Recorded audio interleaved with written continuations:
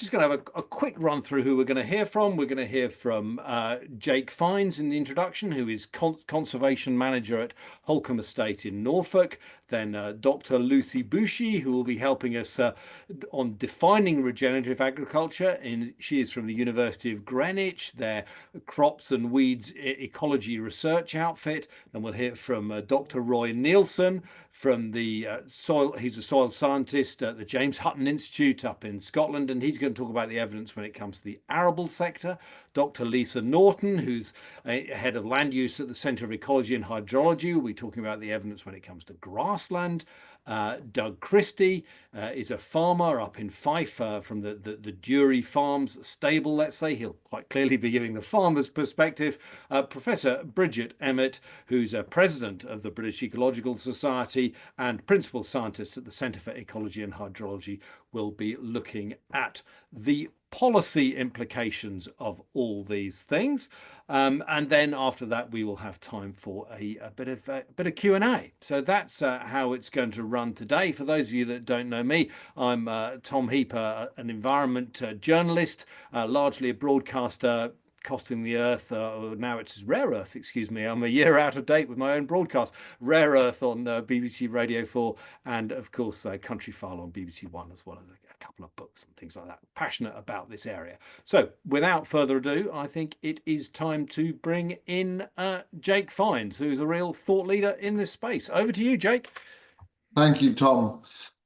So I was involved in the concept of this paper, and unfortunately I worked for a living, so I had too much. I wasn't able to help formulate the paper, but I was very kindly asked to write a foreword. I'm a child. I was born in 1970. In 1970, we had already started this transition to what some people call conventional agriculture and others call intensive agriculture, where we could put on low-cost inputs to get high-value outputs from our land. And in my 30 career working on large rural estates, I saw the impact of this. I saw the impact on some of our flora and fauna that was very obvious. And in 1970 was the start of the BTO Farm and Bird Index, and we've seen significant declines in those. We know that we see soil washing down our roads because the land isn't covered. And then in my career, meeting practitioners that looking for another way forward. So we had the organic movement that started following the Silent Spring publication, and the impact of DDT. So organics started to get a bit of a threshold. But the interesting statistic is organic is only 3% of food production in England. And what we have with regenerative agriculture and the concept of regenerative agriculture, it allows many more farmers and landowners to participate in the objectives, principles and practices of what the concept of regenerative agriculture is. Interestingly, working on an estate that has a long history of agriculture, and some of you might be aware of the Norfolk four-crop rotation that was developed to some extent in and around Holcombe. It's all about best practice. It's all about producing crops and food from the land without having impact on the land itself, to enable sustainable repetition of a harvest. So in my career, seeing the damage and then suddenly seeing this opportunity where farmers and growers could actually look at things differently, rather than buying all their fertilizers from Cargill and their chemicals from Syngenta. They could possibly look at the natural world for some solutions that would reduce some of their costs, but actually possibly improve their land. And one of the foremost principles of regenerative agriculture is about the maintaining of your soil and making your soil alive and rich. And you can, and if you look after your soil, it's amazing how quickly it starts you start to reap the rewards and the benefits from this. And some of the early adopters in this practice of caring for the soil and having a living root. It's effectively mimicking nature. And from my perspective, when we have 70% of land in the UK in some form of agriculture, 40% of habitable land globally is in some form of agriculture. Agriculture is responsible for anything up to 28% of global carbon emissions. Regenerative agriculture has a real possibility to reduce some of those impacts and in some cases be a positive. And what I find more rewarding and is becoming more acceptable to farmers and growers is the principles, objectives, and practices can be adapted to your own farming business. These aren't a set of standards that you have to adhere to and are audited on. I see farmers that I think meet a lot of the key principles of regenerative agriculture, but they can farm in a very different way than their neighbour, who might also be meeting some of the requirements of regenerative agriculture. So it's an opportunity for everyone to implement at their own will. So you're not being forced upon to implement this type of farming system. Yes, we are starting to see some sort of interest from governments to provide some sort of incentives. There's been a bit of a hiccup on that road, but I'm sure that will iron itself out in due course. We see farmers that are starting to reap the benefits of implementing regenerative style farming systems, reintroducing livestock back into arable farming systems. I drive through the fens on regular occasions, and seeing sheep in the fens, which 20 years ago were virtually unheard of. So we have all these possibilities, and it would be a great shame if we were to start to dictate a load of prescriptions to regenerative agriculture while it is still ever evolving. The current stats are approximately 3% of farms employ this type of farming system. I think we will see that accelerate. I think we will see more interest with the supply chains. There are some well-known brands out there that have benefited from this type of farming system. So we see potentially an opportunity for the grower, the consumer, and the wider environment. It will become more and more commonplace to implement this style of farming should we not apply prescriptions to it. Let it evolve and let us see our countryside change. Already in my 30-year career, in the last 5 years, I see a complete change in the way people farm their land. I see farmers that historically were entrenched in a particular type of intensive farming system that had no benefit to the wider environment, actually start to implement some of the principles. And what we must be really sure not to do is to get into roadside farming where one farmer says he's more regenerative than the other farmer. I think we must embrace a transition period where we have a food system that is fit for people, place, and planet. Thank you.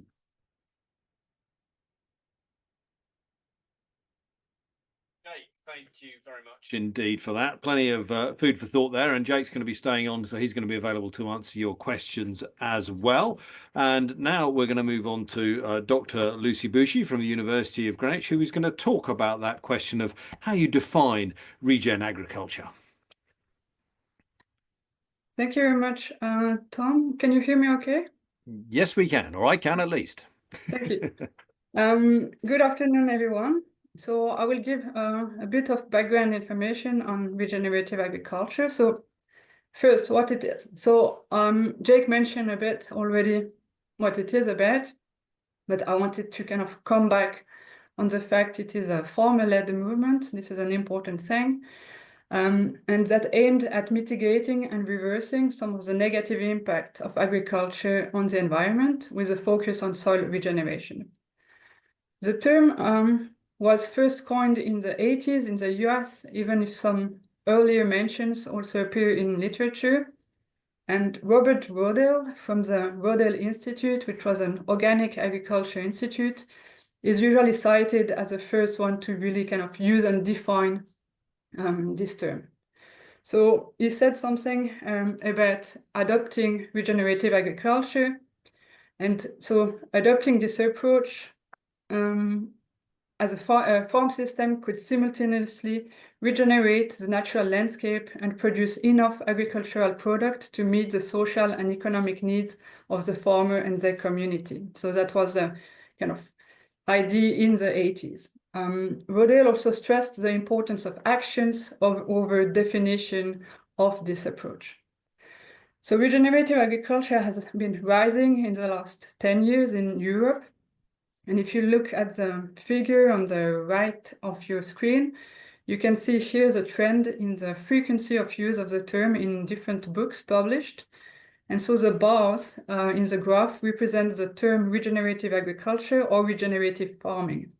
And you can see the steep increase in the use of the term from the 2015, more or less. And you can also see the first kind of peak of use of the term in the late 80s, following this first use of the term. So, oh, sorry, I'm trying to move the slide. So nowadays, this concept of regenerative agriculture actually integrates many different movements and approaches with different origins. So for example, organic agriculture, like I mentioned, but also people coming from conservation agriculture, permaculture, holistic management, and so on. So it's a quite diverse group of people under this regenerative agriculture concept. And on the figure on the right, you can see examples of how regenerative agriculture is connected to other terms in literature. So you can see, for example, under regenerative agriculture, the use of sustainable agriculture, conservation agriculture, agroecology, sustainability, soil health, biodiversity, and so on. But because of this kind of multiplicity of movements and approaches, like Jake mentioned, nowadays there's not really one unique agreed definition of regenerative agriculture, which has really this advantage of allowing flexibility and a lot of people to kind of use this concept for their farms.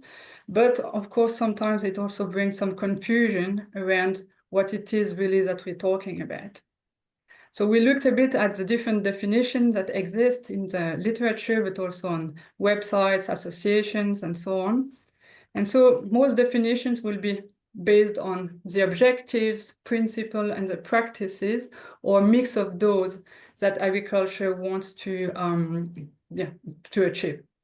So just to explain what those are, so the objective, I think it's quite clear. This is what regenerative agriculture wants to achieve.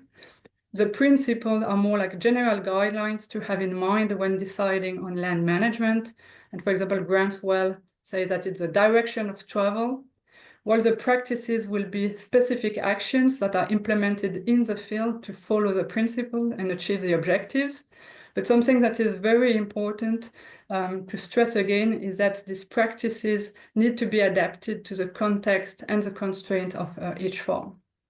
So in terms of the main objectives, I think a lot of definition will agree and align along the objective of producing nutritious food and restoring soil health, while also increasing biodiversity, improving water quality, and mitigating and adapting to the effect of climate changes.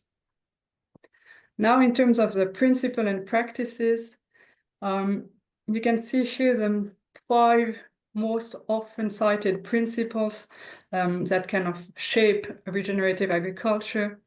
So one that is the most cited is minimizing soil disturbance through the use of no-till or minimal tillage. Then an important one is keeping the ground covered, for example, through using mulch or cover cropping, keeping living roots in the soil as much as possible, increasing diversity in plant and animal species, and also quite important is integrating grazing livestock in the system. Now, some definition will have more principles to them. One that is often also seen is reducing synthetic inputs, especially for kind of approaches coming more from the organic side. And again, some people stress this know your context as something very important for regenerative agriculture. So just to kind of conclude this background information, I want to kind of remind that it's important that regenerative agriculture is a farmer-led movement, was and is a farmer-led movement, but at the same time, many companies use now the term and not always using a very clear definition of what it is they intend to do. And at the same time, if you look at social media, there's many extraordinary claims that are made around regenerative agriculture, such as, for example, very huge increase in soil organic carbon and biodiversity in very short time period. So it is very timely and crucial to explore the evidence around regenerative agriculture, and especially in a UK context to make this relevant for farmers here. So this is what my colleagues will now talk about. Very much indeed, Lucie. And as you said, it is evidence next, and that is really where this amazing paper contributes a lot and some really, really fresh material. And we're starting off with Dr. Roy Neilson from, as I said, James Hutton, soil scientist there, who's going to talk about the evidence in the arable context. Roy. Thank you very much, Tom, and good afternoon, everyone. Yes, I mean, I just want to briefly summarise the outputs of the chapter of the report that myself and a team of experts assessed the available evidence that was relevant to the UK. As we've noted with Jake and Lucie's comments, this is a key topic for UK agriculture. And we were very keen to ensure that the data evidence was relevant to UK agricultural systems. So our task was to synthesize the available data, make sure that it was relevant to UK production systems, and present the evidence accordingly. And why is this important? Well, firstly, it gives us a starting basis to where we are actually at, what our starting point is. Be able to identify knowledge gaps for future studies. And also, as has been said frequently already, this is a farmer-led movement, and some of our farmers in the UK are some of the greatest innovators. And there's already anecdotal evidence and data out there to support the benefits of regenerative agriculture. But and scientists and researchers are playing catch up to those innovative farmers. And one of the roles is to then generate robust evidence to support those farmers. And that in turn helps inform our policymakers. So the primary outcome of the work we did was this outcome table, which you see on the left-hand side. It really describes the principles that Lucie identified with a range of objectives. And we characterize this in terms of level of impact from high to low impact, and also level of certainty of that impact from high to low certainty. And where there was a question mark or a dash, I indicated that there was a significant knowledge gap. So, for example, minimizing bare soil and keep living roots year-round, as Jake has already mentioned. This came out to be one of the most important outcomes of regenerative agriculture, with the highest impact and also the highest certainty. And of course, the risk, as Jake mentioned, of not delivering that is increased chances of erosion, whether that be wind or through intense rainfall events. And that in turn has impact on loss of fertility and loss of biodiversity. Perhaps a surprise to many is that if we looked at soil disturbance such as minimum tillage or zero tillage, whilst it's been quite widely adopted in the UK, if you look at the data, there's been a broad spectrum of outcomes from positive through to negative and sometimes no effect. And therefore, in this instance, the level of certainty for those impacts was much less than that of bare soil and keeping living roots. And as both Jake and Lucie have mentioned, we must maintain that this is context dependent, this is not prescriptive agriculture, and what is relevant and appropriate for, say, the Highlands of Scotland is not appropriate or relevant, for example, to the southwest of England and vice versa. So understanding the context of the agricultural system being considered and the practices and principles is absolutely key. And one of the final aspects of the chapter we considered was, how do we actually measure change? How do we measure the trajectories from a starting point to our final point in the regenerative agricultural journey? And there are several considerations to make, one of spatial scale from field to landscape, and actually how frequently we should measure. So for example, do we measure several times during the growing season, or do we do over a period of time but fewer samples? And how and which metrics should we measure that change? And the reality is that we discovered that there is no consensus among experts yet, so this is a considerable area of work to be done. There is a knowledge gap, but we did identify that opportunities and options were to use practice-based indicators or outcome-based indicators. And to use an example of grazing livestock, so for example, grazing livestock would be considered a practice-based indicator, where the management of using animals to graze livestock improves soil organic matter. However, an outcome-based indicator would be the direct measure of soil organic matter through soil testing. So these are the options that are available, but as yet, there's no consensus on which metrics to use and at what scales. And on that, I shall conclude my slides. Thank you.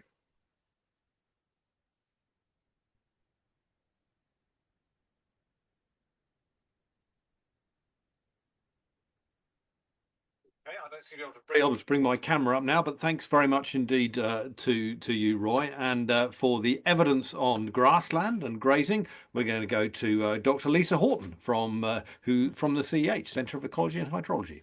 Over to you. Hello there. Thanks very much, Tom. Hopefully you can see and hear me. Yeah, so I'm going to talk a bit about grassland. And as we know, the UK is really well suited to livestock farming.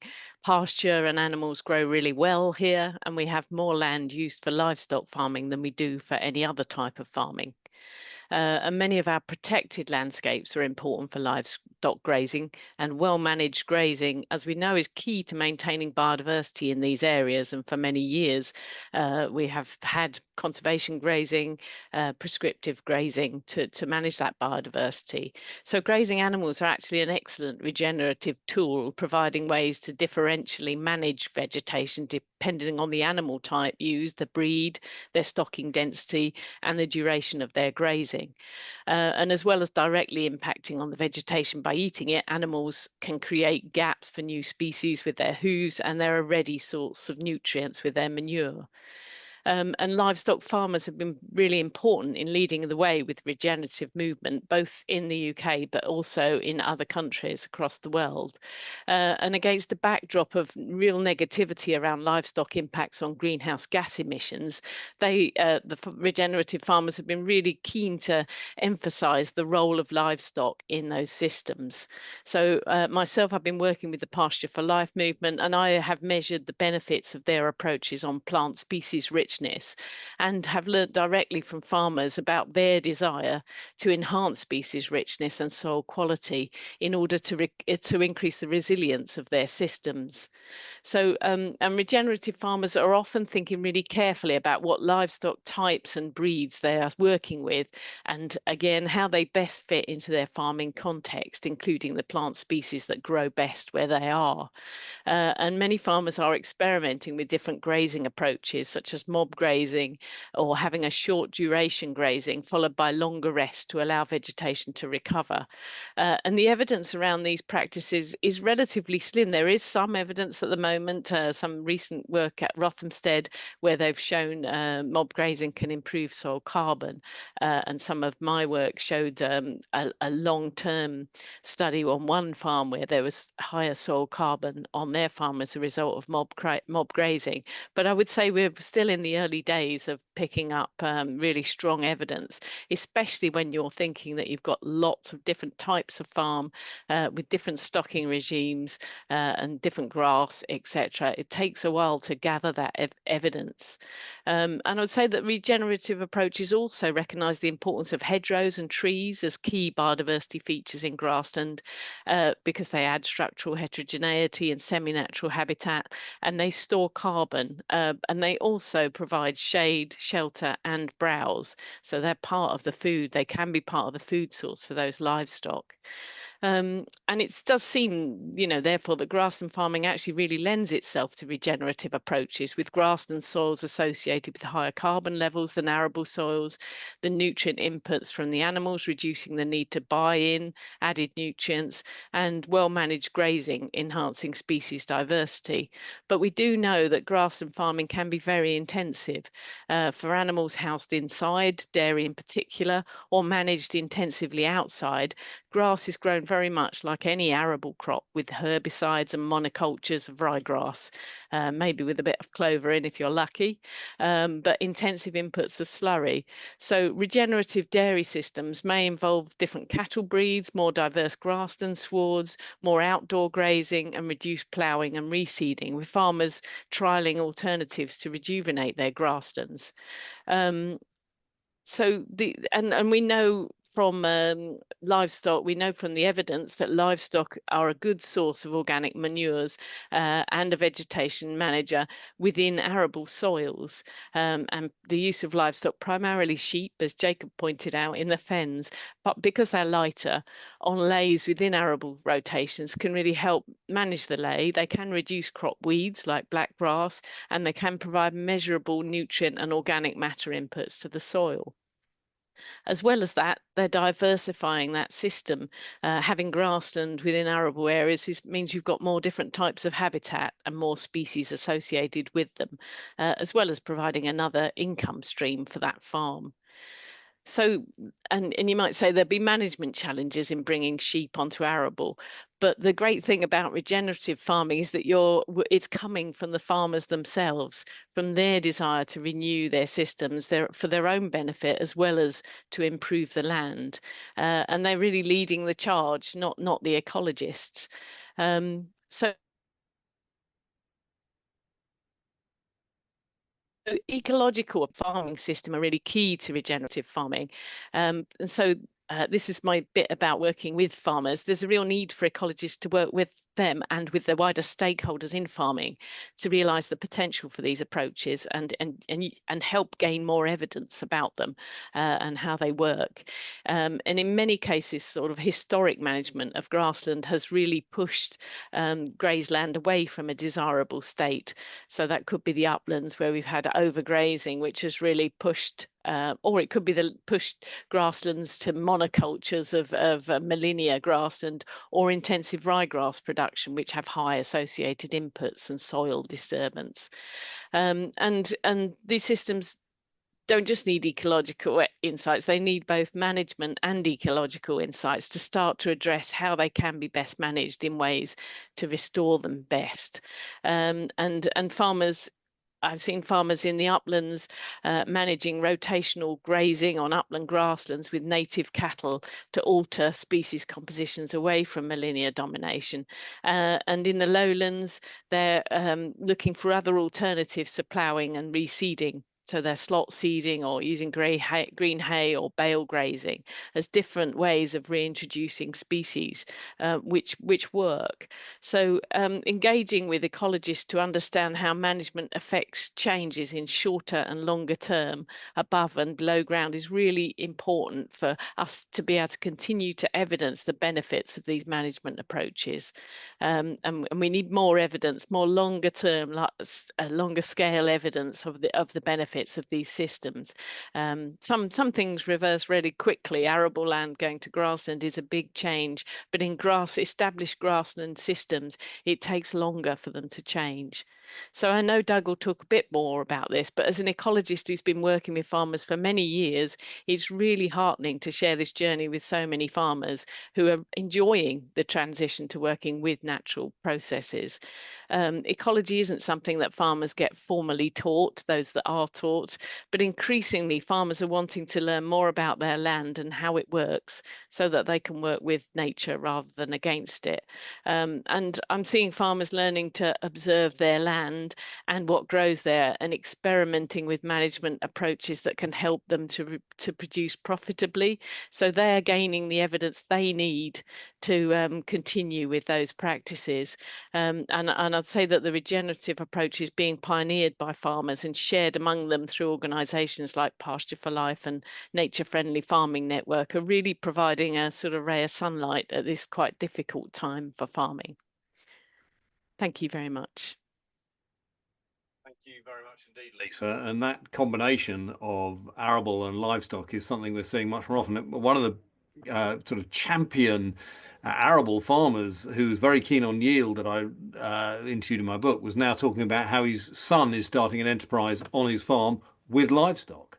And so this idea of bringing the two together was getting through to even people who are very keen on the yield from their field, from the arable yield, is now seen as a key part of that. But interestingly, I must highlight, I'm sure it'll come later, but in your report, in the British Ecological Society's report, you do stress at points that there are ways of achieving some of the benefits of livestock without using livestock in a sort of plant-based way. It might be interesting to hear more about that as well later. Anyway, we are now going to hear from a farmer, as Lisa has mentioned, and that is Doug Christie of Durie Farms in Fife. Doug. Good afternoon, everyone. I feel slightly out of my comfort zone amongst all hundreds of scientists, but and I have done in the last 2 years in the gathering together of this report. But there was a great quote by the chairman of the Scottish Tenant Farmers Association a couple of years ago now in the paper, saying that regenerative agriculture perhaps now can no longer be placed in the same category as witchcraft. But and I think it's long past that, and I think it is gaining traction. From experience, changing the way you farm is daunting. Trying new things is daunting. There's perhaps not the wriggle room that a lot of farmers would like to have if they change their practices. So when I started down more of a conservation agricultural approach in the late 1990s, there was not much out there in the way of advice. It involved a fair amount of pushing back against conventional wisdom, farming wisdom. Many of the changes did not go the way I wished. Mistakes, believe me, there are many, and still are involved, and a fair amount of thinking myself out of the problems encountered. There's no blueprint to this, to any type of farming.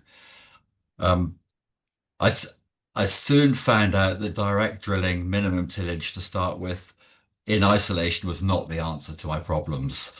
And this is where I tried some other practice. I wasn't going to be beaten on that. I wasn't going to lie down and say this is not going to work for me. And proved wrong. So I had to change the system beyond minimizing cultivation, and that involved putting winter cover crops in. And there's a picture of a recent winter cover crop, photo of a winter cover crop a year ago or so. and getting my mind around more of a messy environment. And then there's a winter cover crop root, an oat root in the middle of winter, didn't have any fertilizer, it was just direct drilled in the autumn after the harvest with a biologically active rhizosphere, and that's probably as far as my science knowledge goes.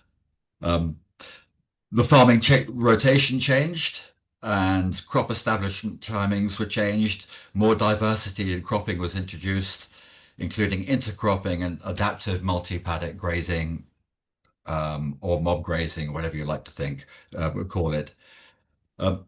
I first heard of the term regenerative agriculture while visiting a USDA NRCS demonstration farm near Bismarck, North Dakota, which is a lot of the modern day regenerative movement stem from. On a 10-day base France trip with 40 other French farmers, and that was another story in itself around the Midwest. Practices can differ depending on context, as others have said already on this talk, but it was interesting hearing from many of the farmers in the Midwest and in America, and the farms we went around, and advocates of the soil health first approach, that they cited earlier advocates of a soil health first approach in the mid to early 1900s, such as Lady Eve Balfour, Albert Howard, and Andre Voisin as inspirations. So it's weird. It's nothing's new in this in agriculture, and we can learn a lot from what's gone on in the past. While keeping the principles of regenerative agriculture firmly in mind, it is left to the farmer what context-focused practices he implements. In many cases, this is veering slightly away from traditional agricultural advice and can involve trade-offs. And this is where advice from ecologists has an important part to play. For example, I've got an old multi-species, an old species-rich, roughly about 15 to 20 species in the field. Not all that productive in the conventional sense. An agricultural consultant may advise me to reseed with a modern ryegrass sward and apply phosphate and lime. An ecologist, on the other hand, could go the other way and say, don't do anything, but perhaps you could do a few things like manage your grazing a bit better, have a bit more strategic grazing with herbivores. Both sets of advice are not wrong. The farmer, however, may make more per hectare profit on the resown field, but the ecologist advice would highly result in more ecosystem benefits. And that's where the problems arise. How do you value these ecosystem benefits and make farming continue to be profitable in those scenarios?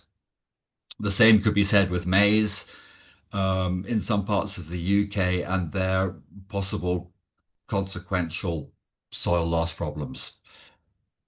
The definition does not embrace chasing the Red Queen mentality of farming, nor relying on silver bullet approaches. It's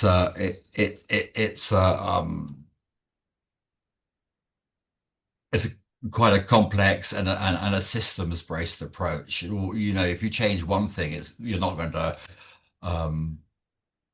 retire at the age of 30, for example, being a farmer. Quoting Dwayne Beck from Pierre, South Dakota, nature has had all the answers for thousands of years. We humans are just amateurs. And there's a lot to be said for that. And this is perhaps why a precept of regenerative agriculture, working more with nature, is gaining traction, not only amongst farmers, but amongst the broader population and supply chains. Observation. Oh, I've forgotten my slides now. Sorry about that, guys. Observation. This is a slide from Beast to the East in a corner of a field. This corner was very well defined. The snow melted quite a while before the rest of the snow in the field. The only change in the difference there is this triangular corner of the field was in a multi-species cover crop for 2 years because I ran out of seed 2 years before, and I just kept that multi-species cover crop. So I don't know why it's happened. It could be microbial action, I'm not sure, but that's why it's so important getting advice from ecologists and scientists. Scientists, you've got to have traditional agricultural thinking firmly in the rear view mirror as well. Trials, on-farm trials are very important. I thought I'd cracked it, and I wasn't going to put any fungicides on my crops. So this is a 6-meter strip that decided to get yellow rust because I didn't spray anything on it. So you've got to be quite careful in your approach, because the wheels can fall off quite quickly. And also mistakes, lots of mistakes. The photo on the right is some volunteer radish from the previous cover crop in the winter in a field of spring beans. The pigeons ate the cover crop right down to the deck. I sprayed it with glyphosate, and obviously there was no leaf area on the radish because the pigeons had eaten it all, so it came bouncing back up again. But funny enough, it didn't compromise yield too much, and it did provide a bit more diversity into the field. The photo on the left is carabid, and I observed the carabid beetles eating slug eggs, which was quite interesting. They don't particularly like slugs in the farming situation. They don't bring much to the equation. Finally, and I must be flexibility is also very key. Finally, I must be careful to acknowledge that practicing regenerative agriculture does not automatically equate to higher profits, nor output in terms of merely financial terms. Practicing it, however, does provide a platform by which to cut the use of imported inputs to a farm and retain margins.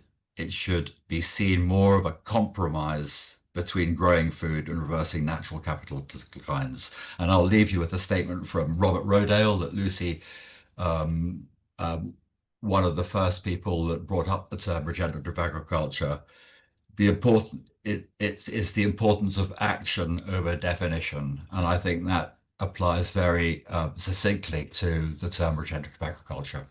Thank you. Action over definition. That's very coming. I do like that a lot. We're just going to come to a moment to our last speaker, just to remind delegates, viewers out there, the audience, to get your questions in. We've got some coming in, which is great, but we can always do with more. So Doug certainly prompted plenty of questions in me, so I'm sure he has in you as well. And finally, for this section, we come to Professor Bridget Emmett, who is going to talk about the policy implications of all this, and she is president of the British Ecological Society. Bridget, over to you. Thank you, Tom. Hello, everyone. So, as Tom just said, I'm going to focus on the report's policy recommendations, which can be found in Chapter 6. This chapter was written by a team led by Jennifer Dodsworth. So on the screen, you can see 5 policy recommendation topics. Now I'm just going to briefly run through, expanding a little on each. So for topic 1, the report clearly lays out that there's a technological burden as well as an emotional one to transition to regenerative farming. And farmers are already time limited to seek out the support they need, as they're already dealing with increasing climate extremes, as well as volatility in commodity prices in global markets. So we need to establish a place-based network of trusted mentors and facilitators to provide that support and create communities who can learn together. This could include, for example, long-term funding for farmer support programs.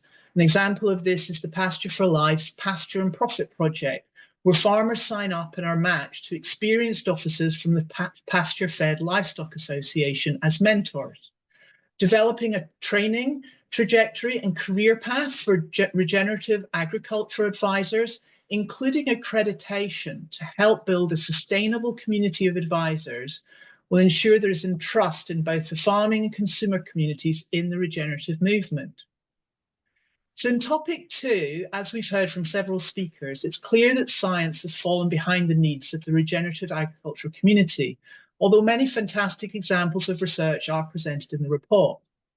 Whilst that's indeed unfortunate, and there are lessons we can perhaps learn there about research funding, it does open up an opportunity to create a new collaborative approach of doing research in real-life settings with scientists and farmers working together. More practical and relevant research will be achieved and uptake rates by farmers accelerated if we work together going forward, co-designing the research. The EU in particular has embraced this concept, calling it living labs, and there's significant funding available, particularly focused around soil regeneration from the EU soil mission we should perhaps seek out. The BES has also highlighted the Living Labs approach as one of our 5 ecological research priorities for the next 25 years. These approaches require long-term funding though, as social, environmental and economic outcomes can be complex and often, sometimes, can have long lag times. As scientists, we need to be better at providing clear and practical explanations as to the rationale behind why some approaches are beneficial for our soil, biodiversity and wider environment. We also have a role in developing and explaining monitoring results, for example, in how to respond to results from soil testing in England's SFI scheme, and then critically how to adapt management practices to respond to the findings. So in topic 3, current agri-environment policy has traditionally been, you might describe it as a bit of pick and mix, involving a wide range of management options and have been very prescriptive. The report makes clear most systems-based approaches needed to achieve regenerative agriculture's ambitions, which is more flexible to individual farm context. The mix of actions will vary from farm to farm and region to region, depending on the farm type, soil and climate. So how do we achieve this? We need a co-design of the next generation of agri-environment schemes in all 4 nations. And that takes time and resources by everyone, which means additional and more long-term funding to both undertake sustained dialogue and support the transition costs. With respect to those transition costs and funding more generally, more flexible funding options are needed to help farmers with the transition. For example, funding for second-hand equipment, sharing of equipment, low interest rate financing, alongside the development of low-cost but robust monitoring approaches to ensure management actions are adaptive and respond to outcomes in what is becoming an increasingly unpredictable world. That funding will need to be shared between public and private sources, and we need to find ways to blend these funding sources to share across value chains. This access to multiple funding sources will increase rates of transition and overall resilience, ensuring farmers can avoid having to take the short-term solutions to just get by on a year-by-year basis. In topic 4, regenerative agriculture can at times seem like a move backwards to old-style pre-war farming. But while some elements are indeed stolen from the past, more mixed farming, more rotations, as we've just heard, we need innovation and technological developments, from robotics to sensors and data-led AI, to ensure a more efficient and cost-effective approach to producing our food and fibre whilst protecting the environment. However, as a note of caution, whilst we need to embrace new technologies, we need to avoid repeating the mistakes of the past and ensure these innovations work with nature and not against. For example, we mustn't increase the chemical and nutrient burden we're already struggling to manage, both on farm, as well as what has been unintentionally escaped from the farm into the wider environment. Finally, greenwashing. It's a very familiar story now, and there's a role for regulators to ensure that whilst enabling flexibility, a set of core values and principles are followed, which builds credibility and trust for both producers and consumers. We need industry-wide standards ensuring consistency and effectiveness in the use of regenerative practices across companies and sectors. But I emphasize again, allowing that flexibility in context-specific applications. In addition, reducing the supply chain to ensure more of the finance reaches the farmers and consumers have greater transparency as to how and where their food is produced will also increase trust and help build more local value chains. Frameworks such as the Sustainable Markets Initiative that support farmers to find their own blend of practices tailored to their specific farm context provides just one example of how this can work. So finally, in summary, many farmers, as we heard, have just got on with it, recognizing a change was needed, and have already moved towards adopting the principles and practices of regenerative agriculture. Many of the authors of this report have also responded with their own research, despite limited funding for the topic from traditional funding sources. So the report now clearly challenges us. How will policy respond to, first, support the farmers who have already taken the risk and moved towards regenerative agriculture, and then second, help accelerate uptake by the wider farming community, and finally, work with research funders to build our evidence base of what works, where, and why across the UK. We hope these policy recommendation ideas in the report will be acted on, and we are here to help and support in any way we can. And with that, I'll now hand back to you, Tom. Thank you. Thank you. Let's just get my camera up. Thank you very much indeed, Bridget. Now we're going to move on to the Q&A, which hopefully means that all our speakers will be visible in the panel, and you will be able to put questions to them. Whilst we just have a look at some of the questions, I'm going to come to one that I think probably needs a little bit more of a mention, and that is the Y word, which in this case is yield.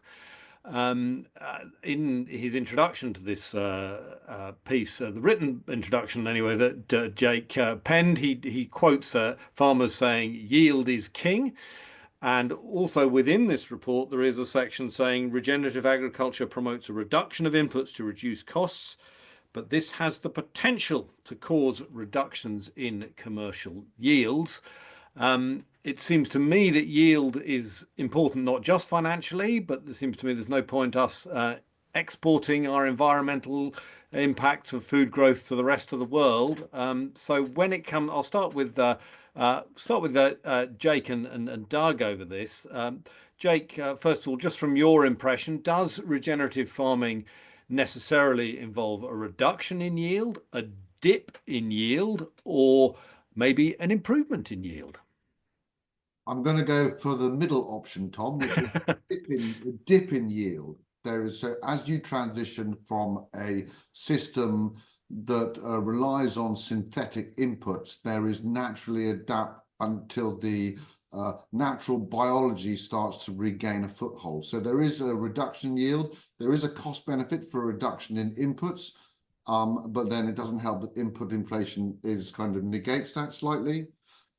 So I think those that have, speaking to a farmer that doesn't call himself regenerative farmer, but farms in the uplands, is seeing some real benefits to the changing in his grazing regime, both on his productivity, the health and the welfare of his livestock, but also wider benefits to the environment. So he is starting to see a greater return in profits, but this has taken 3 to 5 years.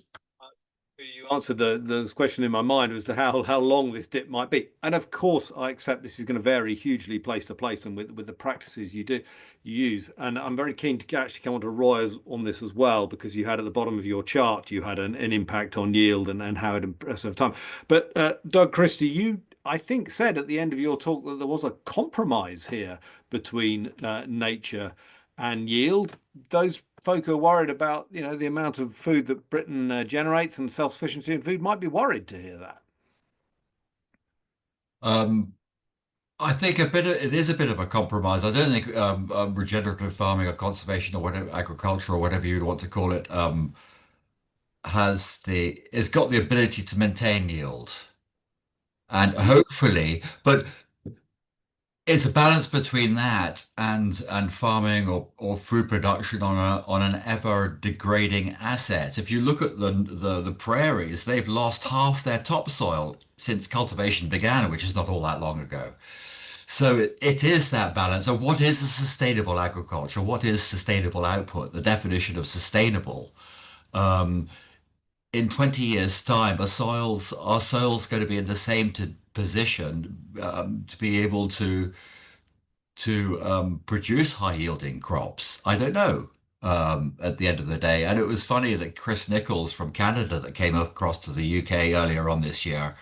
She's a soil scientist. She worked in Rodale for a while and NRCS.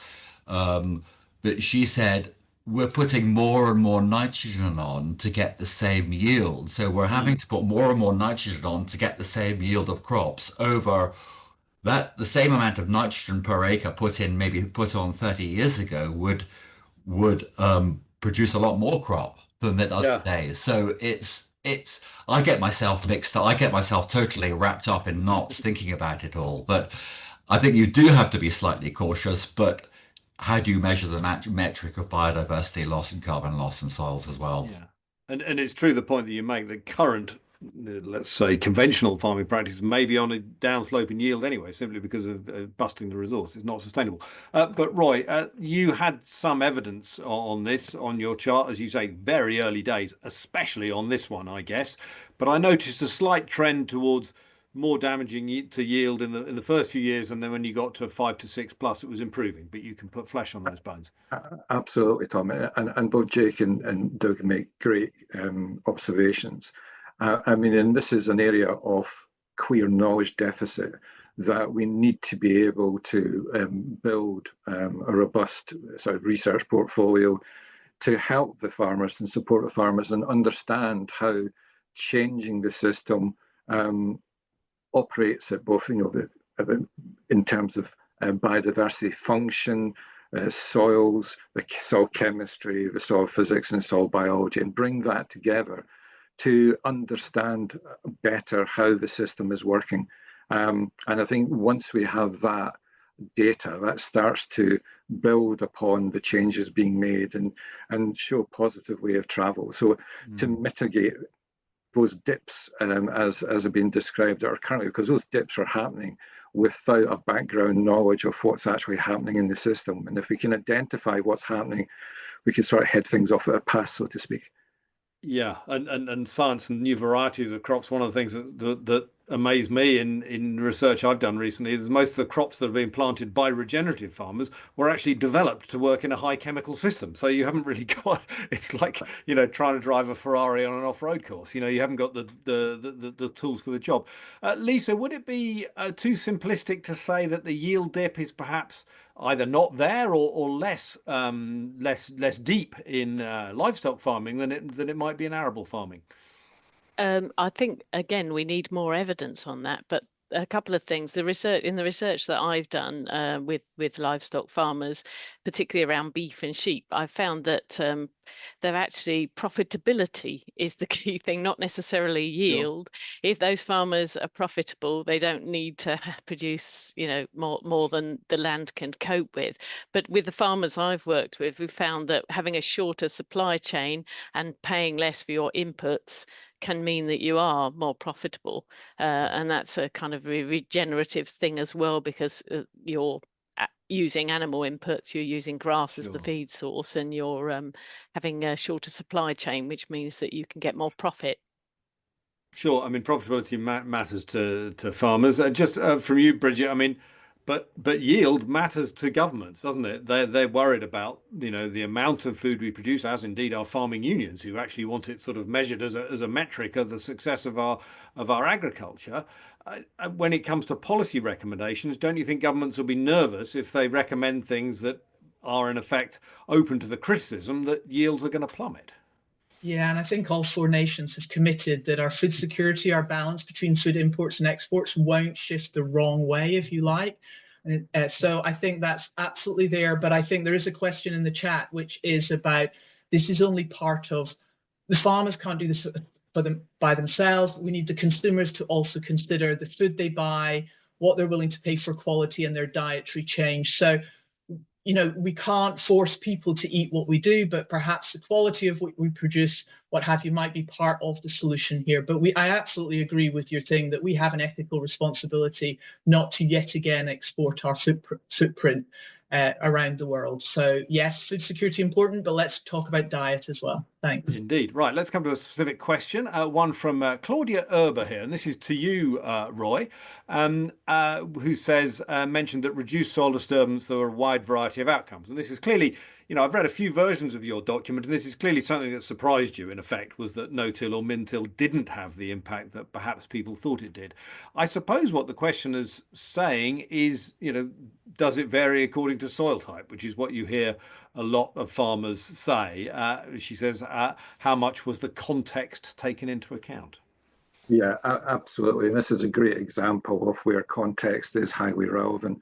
And it also is it's an interesting point that when you go through publications and you realize that maybe some things that are missing is that context story and that context narrative of how this study was initially framed, etc. So obviously that we were doing our best to elucidate that context, but that's something going forward from a research community, is to make sure that we add that context so that in 10, 15 years time, when something similar has been done, people can look back and go, we understand that.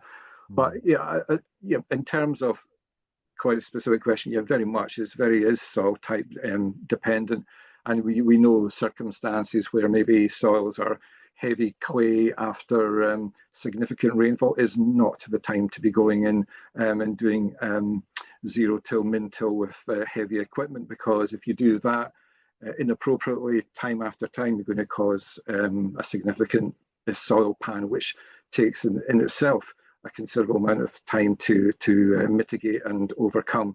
And Duke gave an excellent example in his own context where he tried direct drill, and then it actually on its own wasn't working, but with the addition of cover crops there was a great improvement. So it's a great example of context specificity, and also there are certain times when, of sure, you don't do it.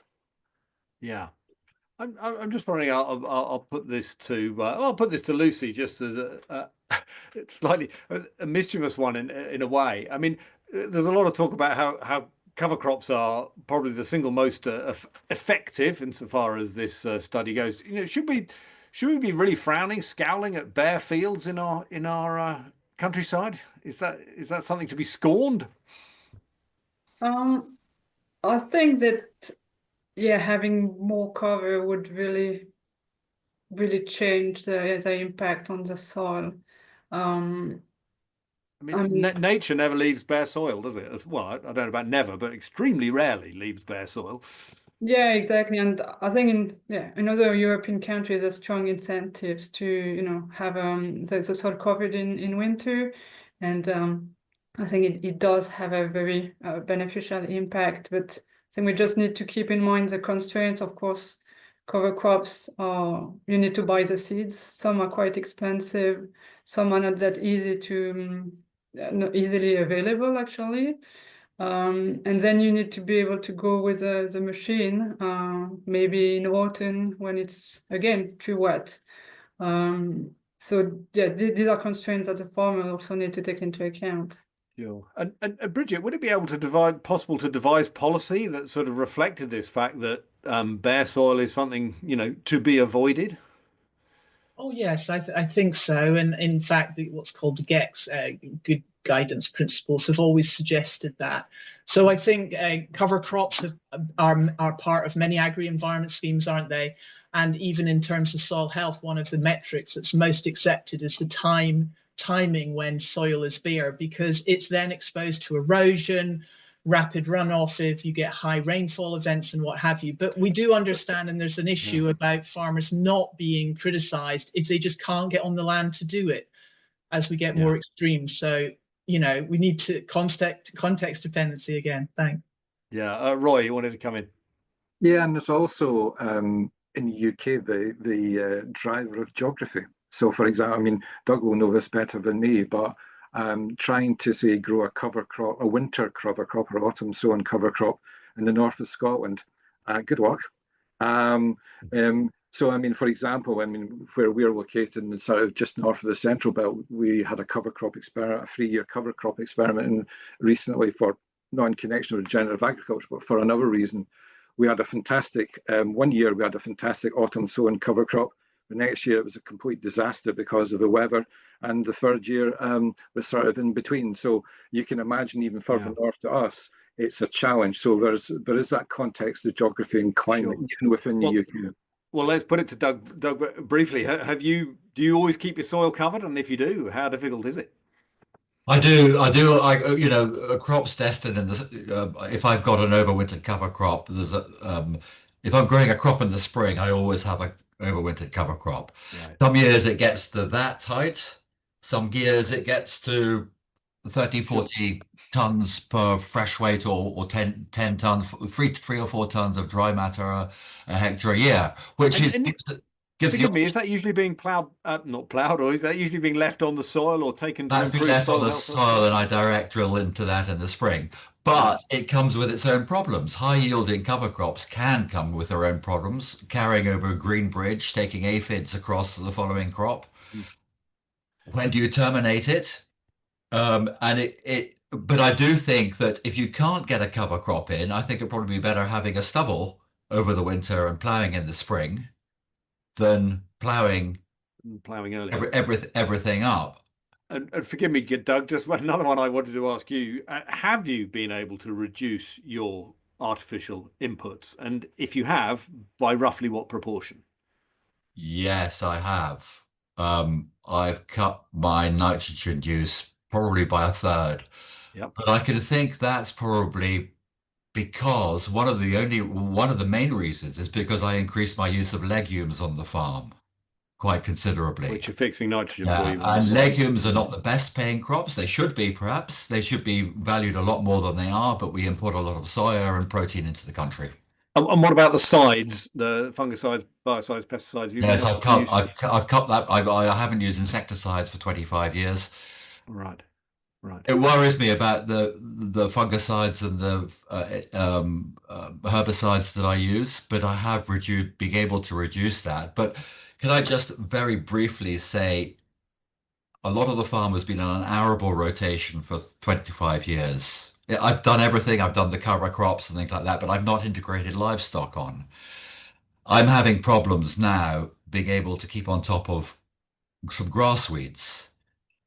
So 2 years ago, I converted quite a bit of that land into organic, and I put it down to grass for 5 years. And that's a cultural way of getting, and I didn't want to plow it. I was getting the soil such beautiful soil structure that I didn't want to start plowing it again. Maybe I'm too much of a egotist or go back to my word that I plow, but not at all. I do plow on the organic side of the farm, but that's one easy option, cultural way of perhaps controlling grass weeds. And that's why livestock and grasses have as much a part to play in the eastern counties, the traditional arable areas. And I think there is a place for livestock in the arable counties in England. Okay, a lot of the fences might have gone, the water systems might have gone, but equally, we mustn't forget the uplands. I think there's a place for some cropping in the uplands as well, because we want that mosaic of habitats throughout the country. Yeah. I visited some very impressive upland farmers in Wales, not the complete top of the mountain, who were growing crops at a surprisingly high altitude, who were showing it could be done. A question from the group. I'm going to put this one to Lisa. It's an anonymous attendee. At a time when regenerative practices are being incentivized by agri-environment schemes and corporations are dictating what they consider to be regenerative, can we really say that regen agriculture is a farmer-led movement, Lisa? I would definitely say that it very much is, yes, because I think that, as you've said in your introduction, they're well ahead of the game and have been doing it for some time, and everybody else is kind of just catching up with them. I do think I think it needs to stay that way. I would be very disappointed if diktats from companies or government was to change the nature of it, because I think it is the fact that it's farmer generated and that learning, peer-to-peer learning, is so vital to its success. It's making it happen, and I could see a change in the direction of that actually possibly being a negative thing, although I do know that many regenerative livestock farmers do look for agri-environment scheme support for what they're doing, and I think rightly so, because they are delivering on the public goods front, and therefore that they should be rewarded for that, because it's obviously not included in the price of our food, because food is so cheap at the moment, really. So yeah, I think it strikes me that government involvement, and indeed corporate involvement, is not excluded by a farmer-led movement. It seems to me that they can be involved as well. No, and they may be able to help. Actually, they may be able to help the process of increasing increasing the extent of farmers that are actually taking things up by making that easier. supporting schemes, mentoring schemes and things like that. Another question that's come up here, a sort of practical one. This, I guess, partly for you, Lisa. I might let you take it first, and then maybe Roy. Which livestock crop combinations are currently in use and have proved fruitful, and in what respects? I.e., in what way does livestock help?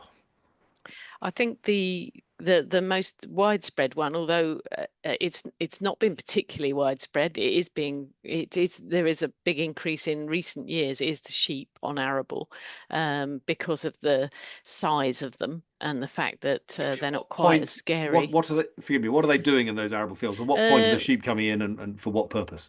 Well, actually, historically, I did some work, and a farmer used to bring them onto his crops in the autumn to actually promote tillering by having them have a low graze of wheat at that time. I don't think that happens very often then, but I wouldn't be surprised if it came back in.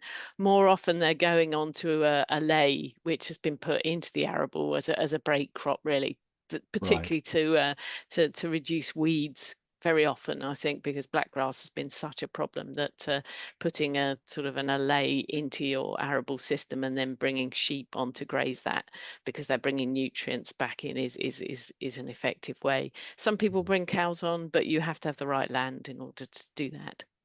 And we are now seeing some sheep farmers without any farms, aren't we, who are literally providing this service around the place. Yes, I've seen some young people doing that, managing flocks. Really interesting. Roy, any sort of top tips about combinations which you think the evidence shows works? Yeah, and in addition to what Lucie was saying, I mean, certainly there's evidence that some farmers are bringing livestock, primarily sheep again, into their cover crops, and to graze down the cover crops as well. So we get so the farmers are getting the win off the cover crops and all the benefits of cover crops, then all the benefits that we outlined there with sheep and other livestock grazing the cover crops, and then obviously getting all the nutrient return as well. So those are increasing. Mm-hmm. Right, there's an interesting one here from Izzy Pennington. I like this. Beyond metrics such as productivity, biodiversity increases, does regenerative farming have emotional and social benefits? For example, changing farmers' relationship with their land. Doug, has it changed your relationship with the land, and do you see this as important? It is, yeah. I've got a very emotional attachment to the land. During COVID, I live on the urban fringe, and there's about a population of 30,000, 40,000 on the doorstep. When people were allowed out to go for walks, there's a group of old ladies going around the side of one of my fields, which had a 10-meter strip of sunflowers and all sorts of flowering plants. And one of the tractormen saw these ladies going into the field and taking a few sunflowers. They looked incredibly guilty, but I think that makes me, I want to deliver not just for my pocket. I want to deliver for the environment and the social. And also, just another point on the on going to the States. In that USDA, it was a chap called Jay Fuhrer. He was getting young farmers into that demonstration farm who were struggling. They were really struggling. Young farmers who backs against the wall, and he was working through with them how to stop spending money, how to stop getting the checkbook out and farming farming without having to get the checkbook out all the time. And he also emphasized the fact that farmers need time off. They can work horrendous hours, but to plan for that as well, going down the route. And I know Alan Savory's on a lot of his stuff, that on his teaching methods, whole weeks are scored out of the diary of the farming year, and farmers have got to stick to that, or try to stick to that, to take time out from the farm to be able to get away from the farm, because if you're on the farm the whole time, it can get you down. Yeah. Yeah, I've spoken to some farmers who I kind of respect, who say this whole sort of presentism, this almost feeling like you have to be there and measured by the metric, almost boasting about the fact that you've never been on holiday, doesn't necessarily suggest a very productive and sensible use of your time. which I thought was really interesting. On the other end of the metrics, and this is one from Dr. Molly Clavely from Nature Metrics, who asks, can we use eDNA to measure biodiversity and stride towards getting that evidence for the benefits? I'm going to put this to you, Roy, because I noticed, I think it was in the report, you said there is no prescriptive sort of measurement of success at the moment, and I thought maybe that was a problem. So could Molly be onto something here? Could eDNA be a measure of success? Do you have more, because it measures in effect the I think the diversity of life in your whatever you're measuring in your soil? So you're quite right. In the report, there was no clear consensus among experts for route of travel, so to speak, for in terms of metrics. And I'm sure eDNA, which, as Molly says, measures biodiversity, whether it measures functional diversity, which is maybe a more technical discussion to have later, is another matter. But it's certainly a tool within the wider toolkit, and I'm sure that once there's a whole range of understanding of which metrics are best for which context and which production system, I'm sure it will form part of a wider toolkit. But on its own, like anything, there will be no one silver bullet, one single metric that will be a measure of change. So it's no doubt going to be part of that toolkit. Someone's raised the glyphosate question here, which I think is worth asking. Helen Hicks says many arable regen practices, min zero tillage cover crops, currently rely on chemical control with glyphosate. That is to say, you often kill off that cover crop with glyphosate. Is there a danger that reliance on this one product is short-sighted and has long-term dangerous implications for glyphosate resistance? Well, once again, I'm coming to you first on this, Doug. First of all, do you use glyphosate? Is it one of the tools in your farming shed? I hope you go to every other panelist before me, but sorry, it is used. Yeah, I don't dispute that, and I if I could do without it, I would, and I probably could do without it, but it would revert to probably a lot more ploughing and cultural controls. And just 2 days ago, I noticed I went into 2 fields. One field I sort of bottled out and maybe did a slight bit of tillage in it. The next door field was sown direct drilled, and I put the spade in it. Both fields. The tilled field was soil structure was completely gone. Right. It will come back again. The direct drilled field, I put the spade in, and the worms are all around the place. And every so often I've got to have a fact check, and I've got to try these things, go back to a bit more tillage. And I do think while glyphosate might have some not so good effects on the soil, I think it will. I think it's a compromise. Yeah. Roy, I've often heard it said by regenerative farmers that glyphosate is the lesser of 2 evils, is kind of how they, or perhaps more than 2, but certainly the lesser evil perhaps than, as someone put it, ploughing, which is like putting a wrecking ball through my soil structure. Yeah, I think that's a fair statement, but also, again, it's all context dependent, isn't it? And I think that's one of the central messages of today. It's context and whether it's appropriate, for that specific issue. Thank you. I'm going to come to one for Lisa here from an anonymous attendee. What connections can we make between improvements in biodiversity in the soil and soil health and improved biodiversity in the wider agricultural landscape? Is there clear evidence for this? So if you have, maybe in the upland context, you have better soil with mob grazing, etc., do you end up with better nature above ground as well, I suppose is the point here. Well, I think one of the things that I've looked up in my work is the height of vegetation, and tall vegetation is pretty good for biodiversity, because lots of things can live within the grass, whether they be mammals or birds hunting insects or insects. But they also tend to have deeper roots. Taller vegetation will also have deeper roots, Mm-hmm. which can influence soil structure. So certainly there might be something in that, but we definitely we do understand that there are close relationships between the vegetation above ground and the soil underneath. And for hedgerows, for example, you get much better soil carbon and soil structure under those. So the combination of semi-natural features on farms and what's growing in the fields and the extent to which you've got good root depth and management can certainly influence soil structure and vice versa. So yeah, it's important. Thank you.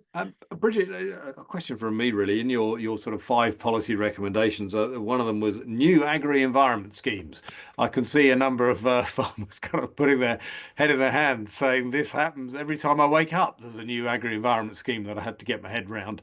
How do you make it, digestible? Something that farmers can get with and get behind.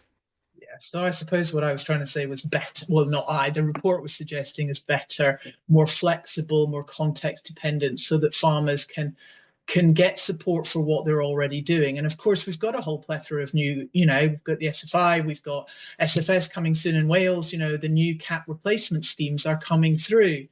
And what the report and the farmers are saying is, please talk to us about what will work.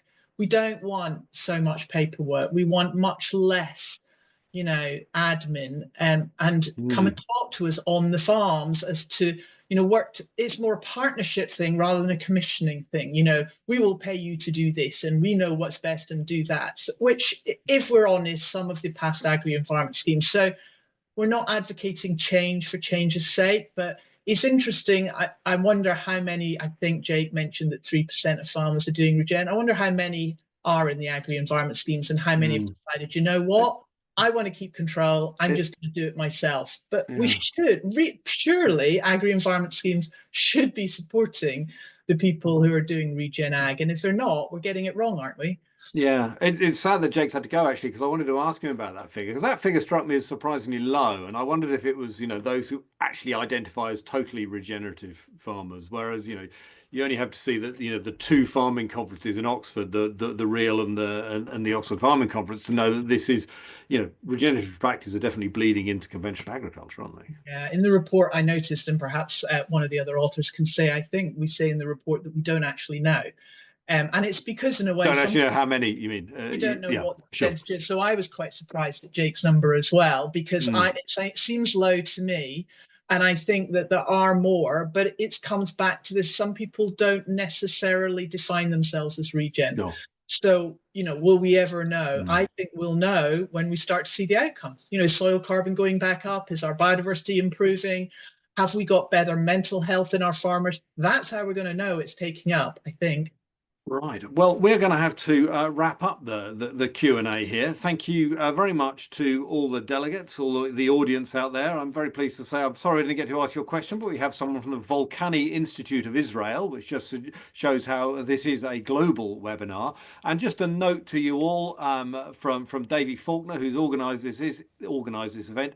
If you'd like to speak to us about the report or regenerative agriculture in general, you can reach us at policy@BritishEcologicalSociety.org. That's policy@BritishEcologicalSociety.org.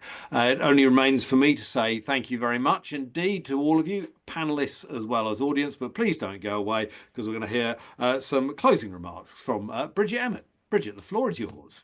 Thank you, Tom. So first, thanks to Tom for chairing, Jake for his introduction, and to everyone who attended today.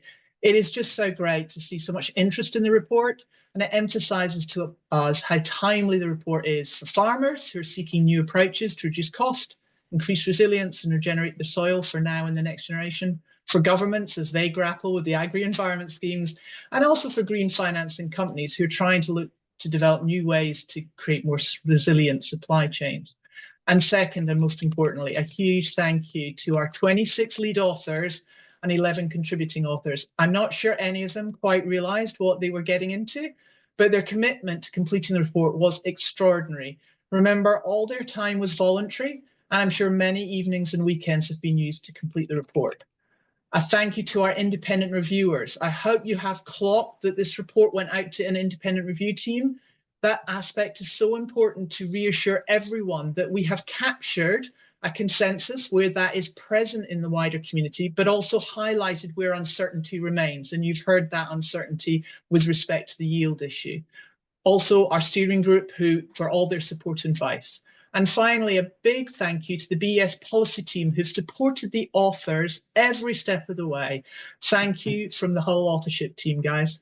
And finally, do consider joining us at our annual British Ecological Society Symposium on the topic of nature, farming and food in Oxford on the 19th and 20th of June. Registration closes on the 6th of June, and I'm sure you will hear much more about Regen Ag if you go there. And with that, I will close this webinar. I hope you found it informative. I encourage you to read the full report, and please reach out to the BES or individual authors if you have any further questions. Thank you so much, everyone. Have a good evening.